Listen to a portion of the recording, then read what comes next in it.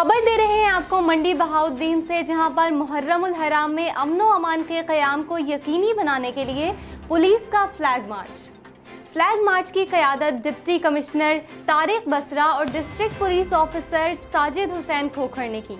मुहर्रम उल हराम में समाज दुश्मन अनासिर पर कड़ी नज़र रखी जाएगी। इसी हवाले से देखते हैं ये report.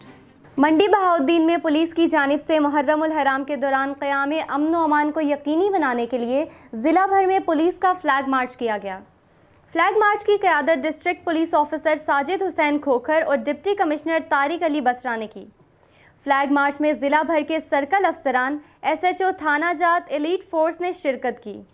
Flag march Zahid Gondal police line से शुरू होकर ज़िला भर के मुकर्ररा रास्तों से होता हुआ वापस पुलिस लाइन इख्तिताम पजीर हुआ। फ्लैग मार्च का मकसद शहरियों में एहसास तहफ़्फ़ुज़ पैदा करना है कि मुहर्रम उल हराम के दौरान अमन व अमान कायम रखने के लिए पुलिस और इंतज़ामिया अलर्ट है। फ्लैग मार्च का मकसद जराइम पेशा अनासिर को ये बावर कराना है कि पुलिस और कानून नाफिज करने वाले इदारे पूरी तरह मुतहर्रिक हैं।